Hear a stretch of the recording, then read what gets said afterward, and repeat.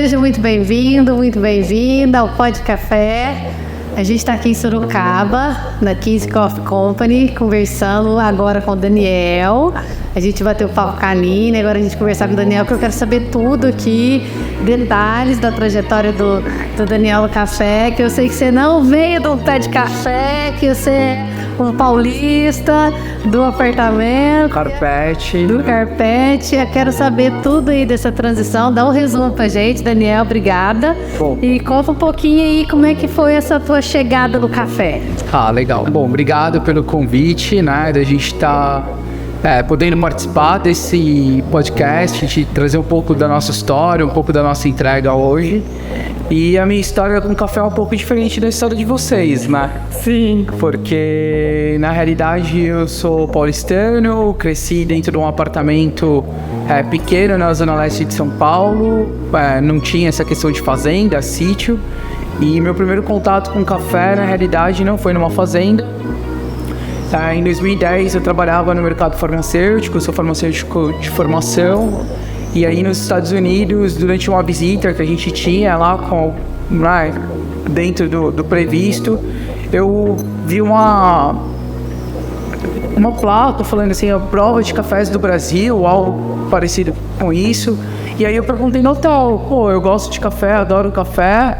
Eu hoje me coloco naquele grupo das pessoas que tomam Nespresso e acham que de alguma forma estão num app de hábito do consumo. E aí eu descobri na realidade que lá estava tendo uma prova, né, de cafés do Brasil. E aí, através de outros contatos, eu consegui no primeiro dia conhecer o que era café especial. Então eu descobri nos Estados Unidos que existia uma categoria de café que não era o café que eu tomava em casa, que eu tomava no escritório. E aí eu voltei depois para o Brasil com essa informação e, sim, onde eu vou agora, né? O que eu faço? O que eu faço? Tipo, tudo mudou, aquela referência que eu tinha já sensorial já talvez não era mais a mesma, já tinha que buscar alguma coisa diferente. E aí eu descobri uma cafeteria que uma das pessoas dos Estados Unidos me indicou, que era o Suplicy Café. Isso aí meados de 2010 para 2011, a cafeteria com torrador dentro, né? Então, assim, era uma coisa bem diferente. E aí foi lá meu primeiro contato com a xícara de café de verdade, porque até então eu fazia parte do público que tomava café coado extra forte em casa e cápsula do sistema Nespresso. Então, foi um choque para mim. Um divisor ali já. Né? O que é isso, né?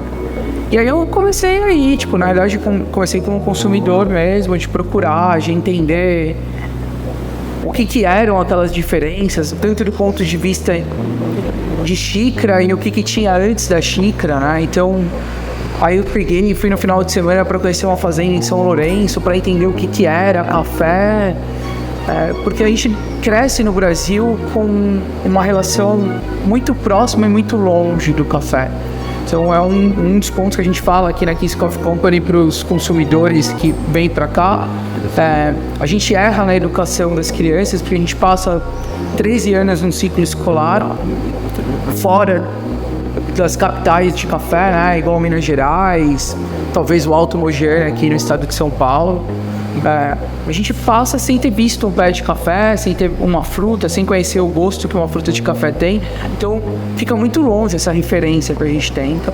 E às vezes a gente tem esse pensamento, você acha que lá fora, né, que o pessoal consome o café e não é produtor, tá muito longe, mas a gente vê aqui dentro do Brasil, quem não tá nesse nicho igual assim, que eu cresci, né, em Três Pontas, que é uma cidade voltada pro café, o sul de Minas todo ali, legal, né? as outras pessoas não têm acesso. Eu sei porque eu tenho amigas, né, de São Paulo, de Bauru, tal, que ainda tem, você vê que tem um movimento de fazenda, mas não é café.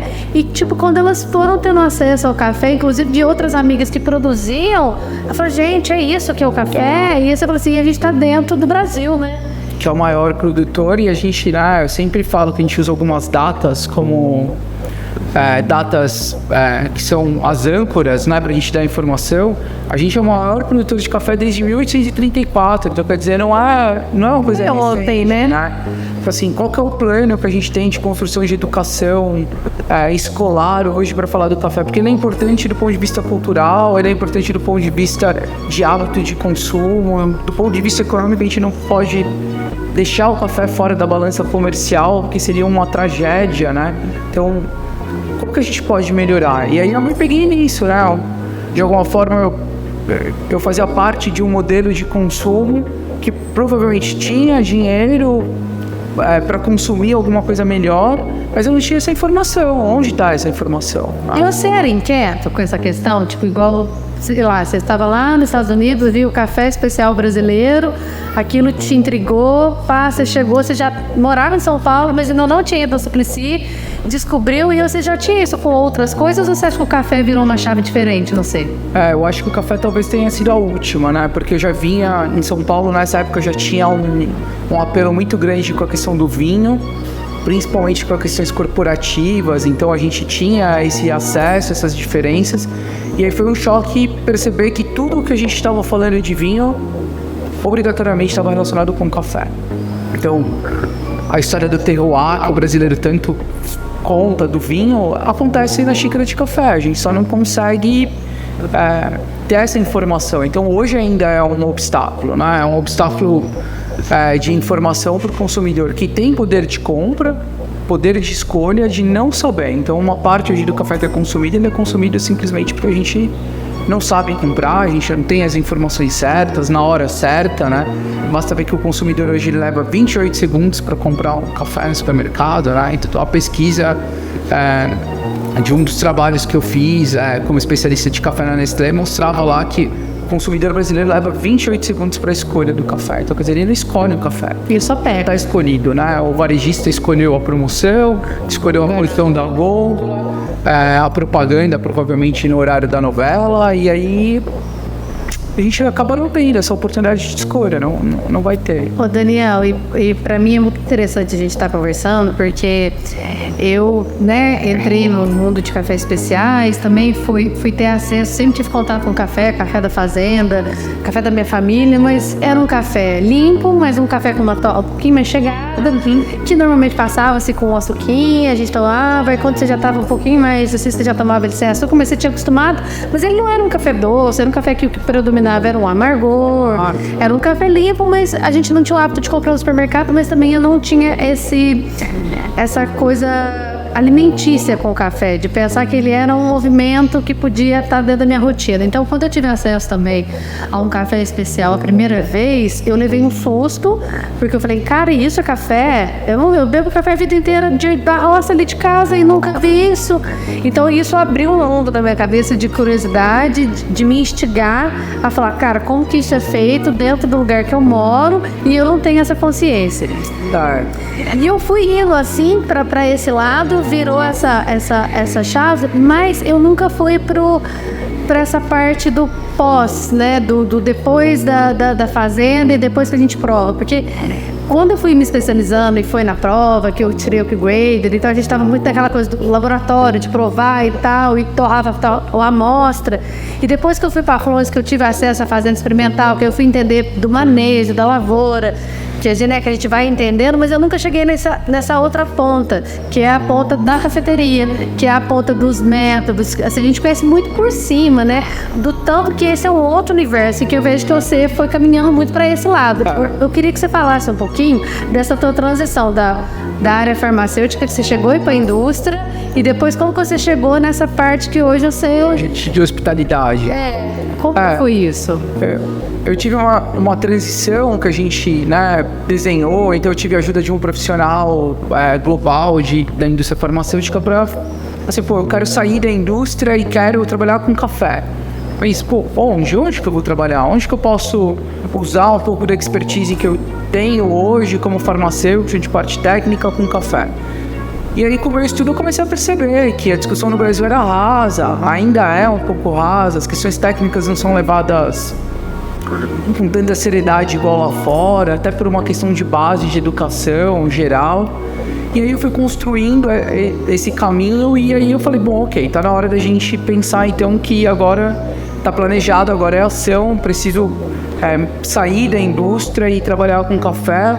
E eu escolhi uma área que a gente fala que talvez é a área que a gente precisa compreender melhor para falar de café especial, que é hábito de consumo, né?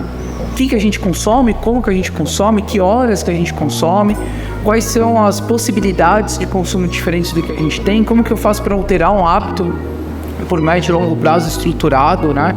E aí eu comecei a estudar isso, assim, comecei a procurar entender como que a gente poderia melhorar esse contato com o consumidor no geral.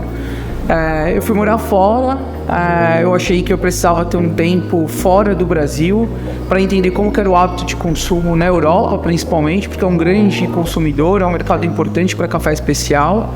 E aí eu fui fazer os cursos da Specialty Coffee Association, fui conhecer gente, e eu falei que isso era o projeto da minha vida agora, então eu precisava me entregar. Não adiantava eu simplesmente só teoria.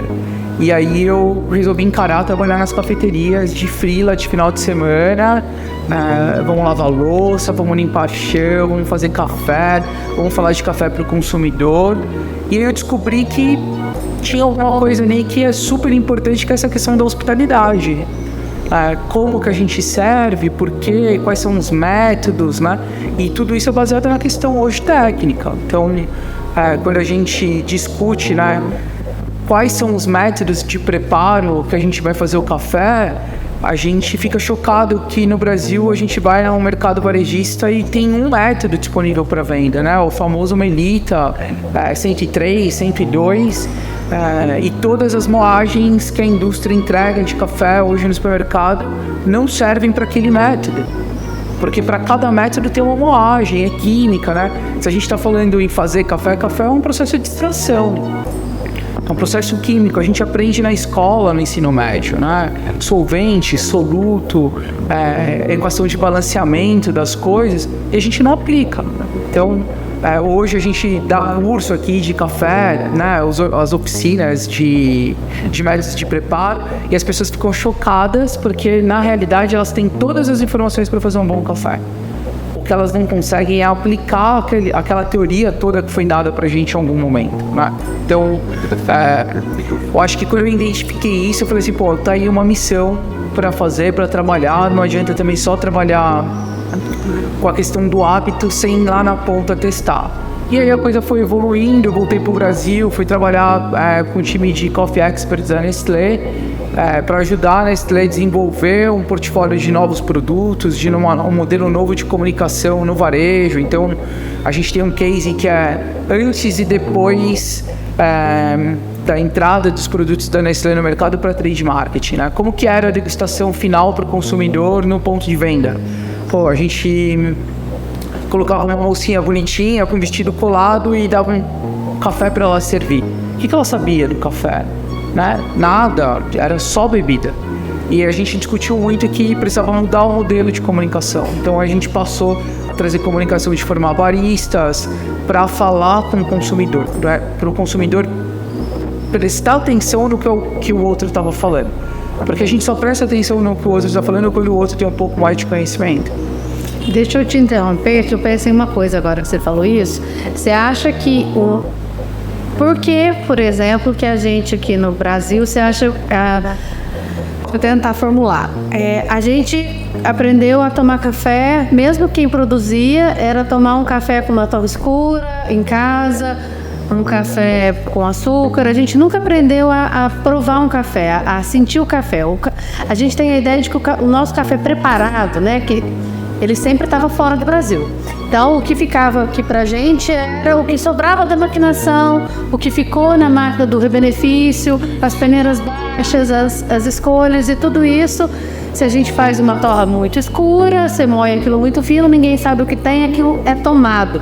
Então, você acha que isso já era uma estratégia mesmo? Porque se a gente começasse a estar nesse momento que a gente está hoje de desbravar e de entender, a gente começa a questionar o jeito que o mercado funciona, e a gente começa a questionar mesmo por que esse consumo ele é lá fora de um jeito e pra gente que produz fica de outro. Você faz essa relação?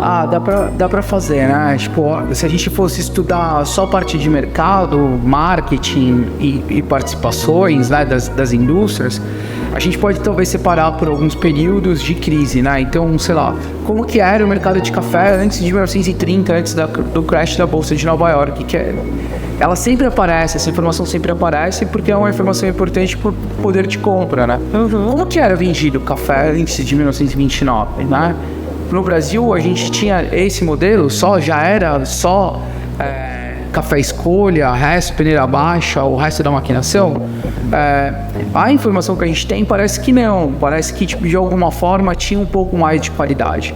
A grande pergunta que depois a gente começa a fazer assim, todo esse café que é vendido no mundo, inclusive no Brasil, no modelo mainstream, que é nesse modelo massa, né? Se a gente transformar tudo isso no reverso e voltar para o grão, voltar para a fruta, quanto de café que dá? Vai dar a produção que a gente tem? Porque tem uma conta que não bate, né? Se a gente fala que a gente produz 60 milhões de sacas de café só no Brasil, a gente vende praticamente 48 milhões de sacas, a gente fica com 15 milhões de sacas. Vai dar? Vai dar? Se a gente voltar tudo isso para fruta, quanto que realmente de café vai dar na xícara? E aí a gente começa a se perguntar se isso não foi proposital. Eu conversei com um especialista de consumo da FGV antes da pandemia e a gente estava falando de como que apareceu a história do Extra Forte, como que aparece as temperaturas, tá? E aí é uma jogada de marketing. Alguém parece que falou assim, olha, não está vendendo café, a gente precisa aumentar a venda de café. E a gente precisa construir uma categoria que seja mais acessível para todo mundo. E aí foi lá, então, mas aí se a gente diminuir um pouco do café dentro do pacote, a gente consegue diminuir o preço, diminuir a qualidade. Mas quem está procurando preço não procura qualidade, então ok. E aí eu vou começar a criar categorias mainstream para baixo, né? Muito de baixa qualidade. E eu gosto, galera, sempre de falar um negócio. Não é só no Brasil, né? Eu tive a oportunidade de correr ali na Europa, alguns lugares, e eu gosto de dar a referência da Alemanha. A Alemanha hoje é o país que mais ganha dinheiro com café no mundo, sem ter nenhum pé de café plantado, principalmente porque eles fazem toda a parte de manufatura e logística para o resto da Europa, inclusive para os outros lugares que não estão tão perto. Mas você vai num supermercado parecido com a rede Pão de Açúcar, que é um mercado um pouco mais premium, em Berlim, na Alexanderplatz, que é talvez um dos lugares mais badalados de Berlim, e você tem uma gôndola de supermercado que 70% do que é vendido é muito parecido com o que é vendido no Brasil. E aí eu acho que é exatamente porque essa conta que a gente está falando aí não tem só café para vender para todo mundo. Até porque as pessoas também lá na Alemanha não têm essa condição de educação de saber o que tem dentro da embalagem. Ela quer o preço, ela está acostumada com o modelo do hábito de consumo dela do café um pouco mais amargo, né? Agora, a hora que a gente começa a andar num caminho mais claro, vamos dizer assim, tipo de transparência, o consumidor começa a identificar e fala assim, não quero, esse aqui eu não aceito, porque não tem só café. E aí, olha pra você ver, então a gente pode pensar que não é uma coisa que só do Brasil, que tem um consumo europeu desse café mais baixo, Nos Estados Unidos, de qualidade, em vários lugares tem isso, mas então é um café que aqui vai para lá, por exemplo, que o café vai rebeneficiado, ele tá bica. O que a Alemanha faz? Tem um resto lá que eles também fazem esse café mais fácil. Porque, por exemplo, o que a gente exporta não vai café ruim. Por exemplo, só vai café peneirado acima, então ele chega lá. Mas a gente não está falando que a gente está vendendo para a indústria, a gente está vendendo para torrefação e para cafeteria, que já é um público selecionado. Então tem um público lá, por exemplo, que vai estar comprando e também está exportando essa baguncinha, porque tem o público para baguncinha lá também. Lógico, se a gente pensar assim, quem são as torrefadoras grandes de volume de café mainstream, varejo em Portugal, Espanha, França, Itália? Você tem lá aquelas 10 marcas que são conhecidas localmente, que são as que ocupam as gôndolas do mercado, igual aqui, com as nossas marcas tradicionais, né? Três Corações, JDE, Nestlé e as marcas menores que são compradas por essas corporações, lá também tem. como que a gente justifica o cara ter um café extra forte, por exemplo, em Portugal, vendido com um preço muito baixo? Porque tem que chegar café ruim para ele, para ele formar o blend, né? Formar a liga dele, que vai dar uma bebida com custo operacional baixo, né? Esse professor aí da FGV, nessa conversa, ele falou numa aula dele, ele falava assim: o mundo é mainstream, o mundo é working class, né? As pessoas que têm poder de compra, de escolha, ela é tipo muito pequena. Então, mesmo na Alemanha, num lugar que é super badalado, quem que compra o café naquele mercado? A maioria das pessoas que estão comprando o café lá, elas são pessoas que dependem do trabalho dela para comprar. Uns ganham mais, uns ganham menos. A diferença de renda, né, na Europa é um pouco melhor do que a nossa. Aqui é muito desigual. Mas, no geral, todo mundo depende do seu dinheiro, do seu trabalho para comprar. Olha pra você ver, aí você falando isso, eu já lembrei de um case que uma pessoa estava me contando. Tipo assim, não, porque eu gosto de tomar... Como assim que eu não vou tomar o café preto, o café forte? Porque eu gosto de café forte, eu não gosto de café ralo. Aí aquela balela da indústria que vinculou a intensidade de café à cor de torra, que é uma coisa bizarra, que a gente fica meio doido de ficar ouvindo a pessoa querer falar que o café com uma torra escura tem... mais corpo do que o café, sendo que a gente acaba com o corpo do café. Isso é uma discussão também, que é um mundo que a gente pode entrar nessa discussão, mas que toma café na Itália. Mas como assim? Se eu tomo na Itália um espresso que é um estreito de 20 ml e ele é preto e super amargo, e eu tomo na Itália, que chega os melhores cafés do Brasil. Eu falei assim, pô, me conta. Mas aí falta um pouco de conhecimento cultural, né? A gente fala que para estudar consumo... Isso também, tem qualidade, tem hábitos, né, ali, né? E a gente não pode esquecer que existem informações de mercado que são super relevantes, né? Quem eram os países pobres da Europa pós-guerra, né? Vamos lá, se a gente quisesse colocar os 3 principais aqui pós-guerra que mais sofreram, sim, a gente vai colocar a Itália, né? A gente vai colocar a Espanha e a gente vai colocar Portugal, né? Que tipo de café que chega? A matéria-prima que chega nos países nórdicos é a mesma que chega, né, na Itália, no sul da Itália, pobre? É a mesma que chega em Portugal? Não é, a gente sabe que não é, tá? E eu tô pensando aqui, já dando uma mini risada, porque eu já pensei assim. Porque aí a pessoa tá lá no sul da Itália, tomando um café, tipo assim, ei... Você tá tomando um extra forte, eu falo aqui do Brasil. Talvez a diferença é que tá em grão, porque o cara não consegue te entregar, né? Pro expresso, obrigatoriamente ele vai moer na hora. E você tá achando que às vezes você tá acessando uma superação de um café que é a gente que produz aqui. Então, assim, não é porque você tá tomando ele na Europa que ele é bom. Eu queria uma hora dessa fazer aqui um workshop de uma piada ácida, né? Que a gente gosta um pouco disso, que é... descobrindo as verdades do café italiano.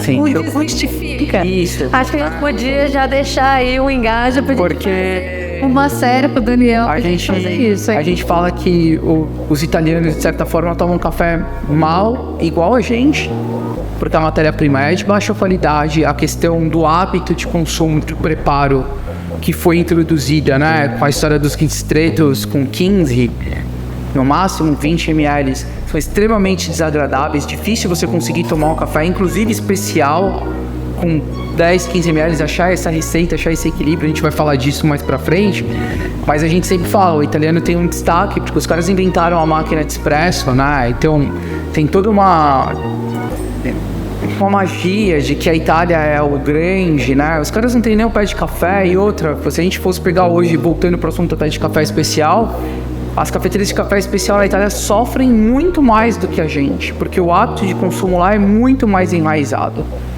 Então, as cafeterias de café especial em Milão que eu passei, todo mundo fala que é difícil convencer o italiano raiz, aquele cara de 50 e poucos anos, tipo, mudar o consumo dele, dele entender que ele não precisa tomar o ristretto, que dá pra ele tomar um expresso de 30, 35, ou expresso duplo de até 60 ml, bom, corpo alto, finalização prolongada, boa, de qualidade, né?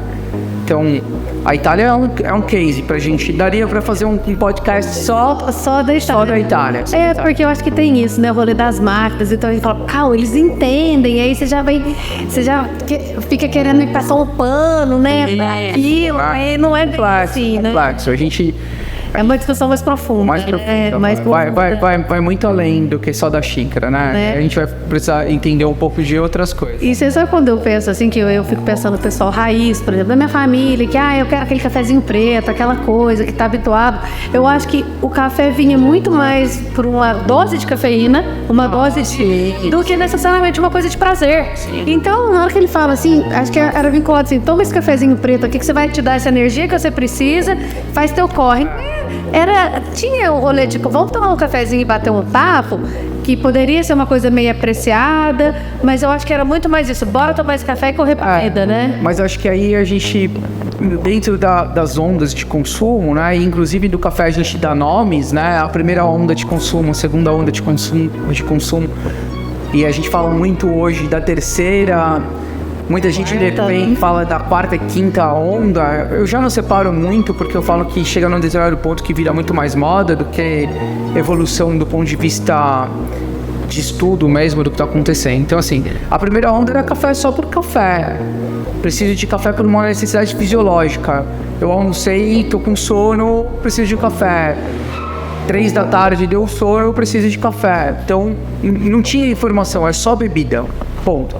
Na segunda onda, já vem um pouco da questão das cafeterias, de você sentar e ter o seu tempo. A Starbucks vem com isso nos Estados Unidos, a Tim Hortons no Canadá. Vem com uma pegada um pouco mais, tipo, toma aquele café que você precisa, mas... Tipo, tem seu tempo. Tem um momento. Take your time. Tipo, né, dá uma sentada. Aproveita o momento, né? E aí a gente vem só com café ainda. Pouca informação de origem. Talvez anos 70, anos 80, o Brasil fez um trabalho muito bom, né? Lá no final dos anos 70 com a questão cafés do Brasil. Então, a gente é reconhecido como produtor de qualidade para o público que não entende de café, principalmente, porque basta falar que o café é do Brasil e aí todo mundo, uau, café do Brasil. Da onde? Como? Qual café?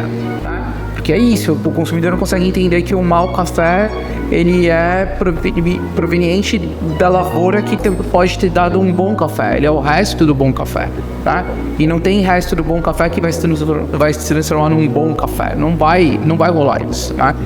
E aí eu acho que quando chega aí anos 90, começa uma discussão muito... Ok, a gente entendeu o que a gente precisa, a gente gosta, mas a gente precisa entender. E aí a gente precisa entender da onde, que tipo, como consumir, quais são os momentos de consumo. Então a gente fala de método de preparo e eu sempre falo, método de preparo é uma ferramenta que a gente tem para falar de momentos de consumo diferentes. Eu falo muito da cafeteria italiana, que é um modelinho que aparece nas pesquisas para o público premium no Brasil. Muita gente tem, não sabe usar, usa o café errado e daria para fazer um bom café para amanhã, por exemplo. O café da manhã que eu quero ter um café com um corpo mais alto, uma finalização mais prolongada, posso fazer na cafeteria italiana, porque é um café que vai lembrar um pouco mais do expresso. Não é o café mais forte do ponto de vista técnico de cafeína que vai me manter mais acordado por uma questão técnica, mas talvez pelo meu café da manhã seja indicado. Eu não gosto de ficar com aquele retrogosto na boca. Eu tomo café e quero escovar o dente. Então vamos fazer o seguinte, vamos trocar? Vamos fazer um café coado? Pô, mas qual coado? Qual coado? E aí eu posso escolher, porque preciso começar a entender, preciso começar a procurar as cafeterias que são especializadas, né? As pessoas que trabalham nas cafeterias precisam estar habituadas com isso, precisam estar atualizadas com os novos métodos para oferecer novas experiências para o consumidor, tanto na cafeteria como na casa dele. Então, isso é um ponto super importante, assim. Te falo muito dessa questão dessa entrega de café, né? Então, essa terceira onda, ela vem para falar disso. Ela vem falar de método, ela vem falar de origem, só que ainda ela vem falar de origem Brasil. sul de Minas, né? Você vai para fora do Brasil e aí quando você fala assim, não, meu café é de Minas Gerais. Pô, o cara não tem ideia do tamanho de Minas Gerais, tá? O estado de Minas Gerais cabe quantos países de Portugal tem? Na hora que você, fez a transição e você viu que o café era gigante, né? Você tinha que ver uma área para você... como é que foi essa chegada? Não, eu quero chegar no servir, na cafeteria, ou não, eu quero ir para a produção. Como que você chegou nisso? Eu acho que, na realidade, acho que é tudo meio que é um resultado, né?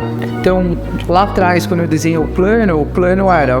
Eu vou aproveitar o expertise de marketing que eu tenho da indústria e da parte técnica de química que a minha formação me dá essa chance de ter uma visão de química mais clara, eu não digo melhor, mas mais clara do que acontece. E o café, desde lá da lavoura até a xícara, é muita química.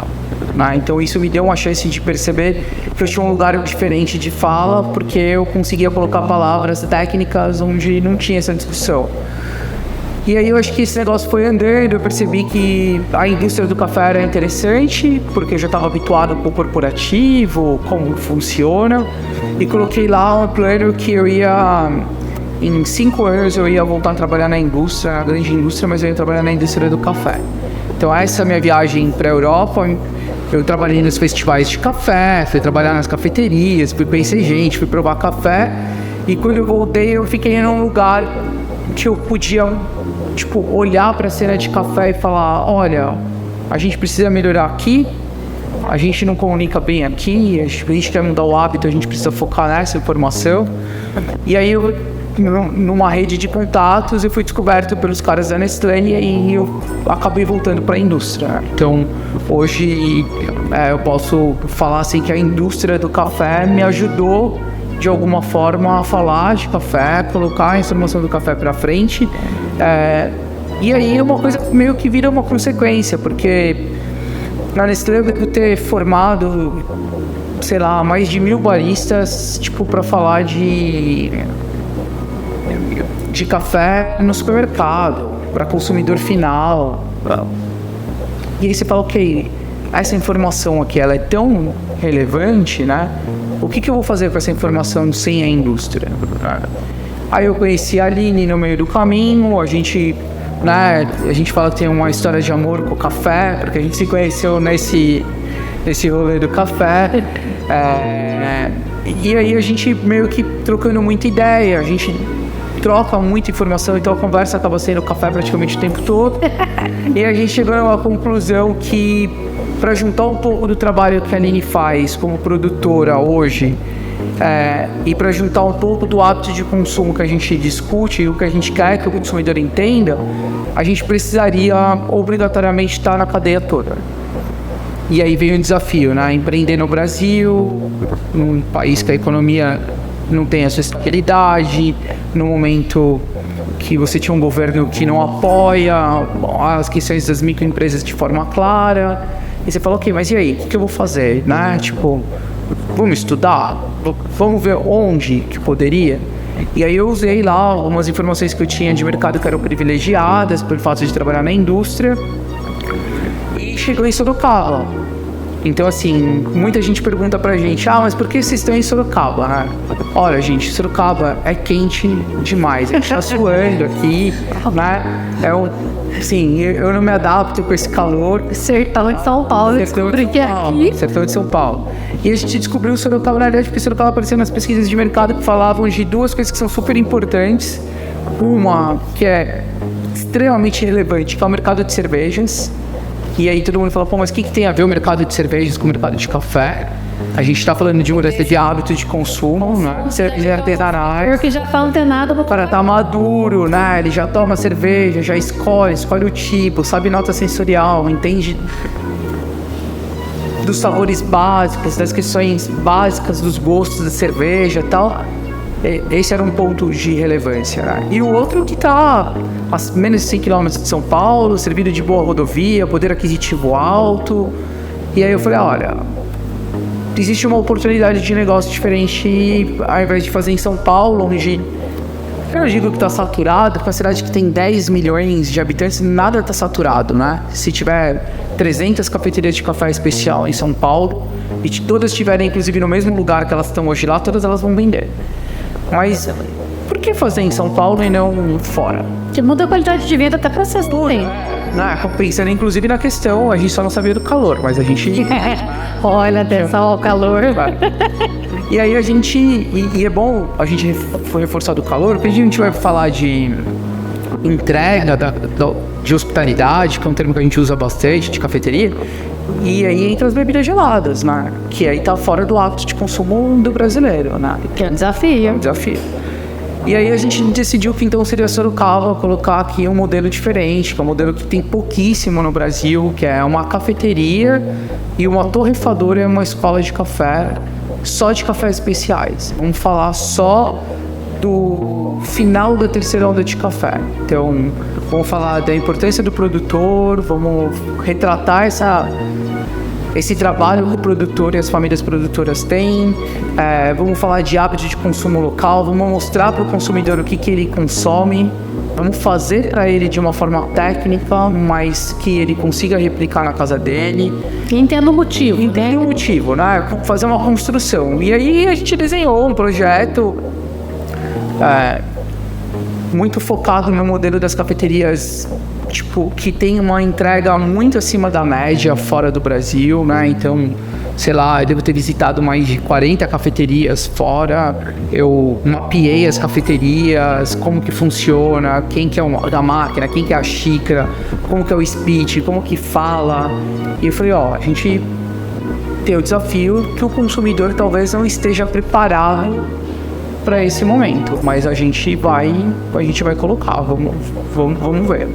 E é isso, a gente então tá aqui um ano de pandemia, funcionando durante a pandemia no modelo só takeaway e pacotes de café, para começar a construção da marca mesmo, de falar o porquê que a gente veio.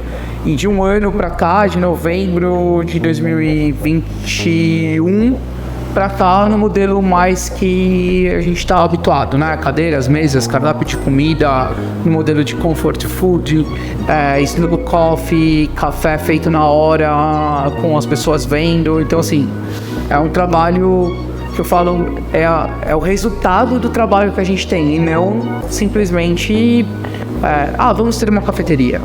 Não, a gente, inclusive, eu nunca tinha tido um plano de pensar em trabalhar no varejo, porta aberta, cafeteria. Ele é o resultado do trabalho que a gente tem hoje, pelo fato de a gente falar de café em várias situações, e tipo, legal, vamos pegar isso que a gente está falando para o consumidor final.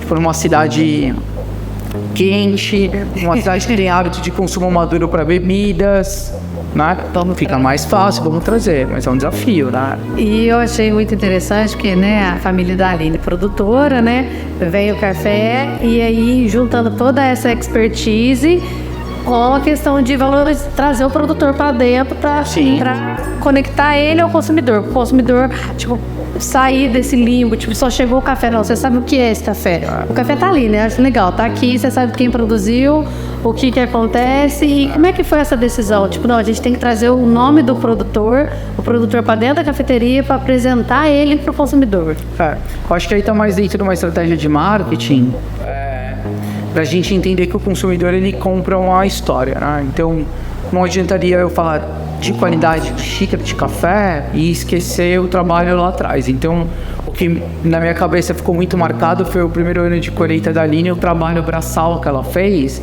Falei assim, mas aí lá na cafeteria o cara toma um café que é de ótima qualidade e não tem nome do produtor. Tipo, não encaixa, né? Para eu valorizar o trabalho do produtor, eu preciso dar o nome dele, eu preciso explicar quem que é o cara, por que ele está fazendo aquele trabalho, né? E aí a gente falou, não, na cafeteria a gente vai tratar todos os cafés com o nome dos produtores. Então, os nomes de cada caixinha de café que a gente tem, de cada coada, de cada expresso, tem lá falando quem que é. Nome do produtor, a fazenda, a região, a altitude, tipo de café, todas as informações técnicas. Que é um modelo que é gringo, que os caras estão numa onda de consumo na nossa frente. Então você vai ir para Barcelona, que é uma cena super madura de café especial, você vai nas cafeterias, todas as cafeterias falam do produtor, né? O cara fala do produtor do Panamá, da Nicarágua, da Guatemala, da África, das grandes cooperativas de produtores africanos, né? Dá nome. E isso faz o consumidor entender que aquele café que ele está consumindo tem um trabalho de uma família, que a família depende o ano todo daquele café, depende todo, né? E o consumidor não estava habituado com isso, não está habituado. E ele se assusta quando eu falo, por exemplo, que o produtor do café que está aqui a gente conhece a família, conhece os filhos, a gente almoça, a gente tem relação com essas pessoas, né? E o cara fala assim, mas... Pô, então você sabe onde está plantado esse café? Não sei só onde está plantado, mas você a referência de GPS, né? Tipo, onde, ou qual que é o talhão do café. Inclusive, essa foto minha no pé de café. Tem toda essa questão e ele fica... Pô, mas como? E ninguém fala disso, mas por que não fala, né? Primeiro que é caro, do ponto de vista para o consumidor no geral, assim, se a gente fosse falar. E a questão que não teria para todo mundo também, né? Eu não acho, não vai ter esse modelo para todo mundo. E eu acho que hoje o modelo que a gente traz é o modelo mais transparente possível. Eu quero daqui um período, e aí a Fluence talvez vai ajudar a gente nesse projeto, né? Assim, a gente precisa entender como fazer. Eu quero ter uma lista dos produtores que eu comprei café, e eu quero tornar disponível ao público quanto que eu paguei. Opa! Então hoje a gente sabe que tem a Collective Coffee da Dinamarca. O Klaus é um dos caras que começou isso lá. Ele publica todo ano um inventário de tudo que ele comprou, enquanto que ele pagou e para quem que ele pagou. Então, se ele pagou para a cooperativa local de produtores, ele coloca lá, eu paguei X mil dólares para a cooperativa. Eu comprei e dali quanto de café que eu comprei e quanto que eu paguei. Porque aí a transparência, sim, né? Tô dando uma transparência hoje que é sustentável, que a gente comprar café, a gente não negocia preço de café com o produtor. O preço que o produtor coloca de café é o preço que eu pago, eu não negocio o trabalho dele, porque quem valoriza o trabalho é ele. Eu não sei o quanto que ele trabalhou para aquele café, então eu não posso negociar esse preço com ele, né? Eu acho que casa muito os projetos, né? Justamente por isso, porque na Flows a gente já sempre trabalhou essa questão da transparência e deixar o produtor no controle do café dele. E agora com o Noca, né, que é esse projeto que juntou essa parte do Direct Trade da Flows com a Mountain Coffee Brasil, que é a nossa principal, né, parceira comercial no Canadá e que agora está no Brasil.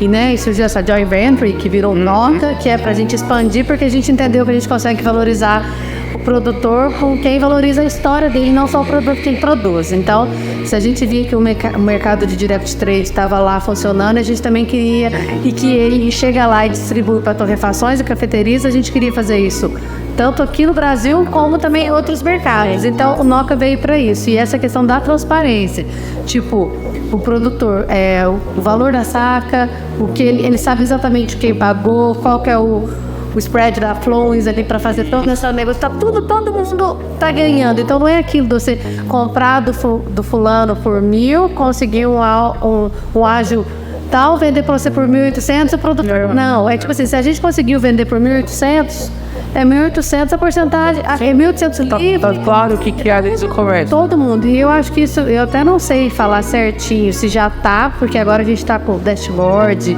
no aplicativo da Flow, estudo da página de rastreabilidade, que mostra exatamente o que o café, aonde ele tá, igual vocês aqui estão com o café dos nossos produtores aqui, eles sabem onde que tá.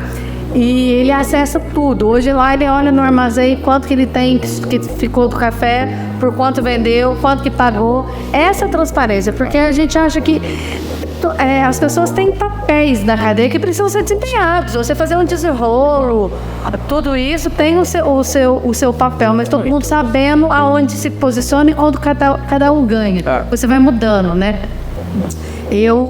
Nós estamos gravando aqui e a prosa do Daniel é muito boa. Eu vou ter que dar um pause, nós vamos ter que encerrar o episódio e começar, porque ainda tem umas histórias que eu quero saber. Eu quero saber como o Daniel foi assim na questão da torra e do barismo.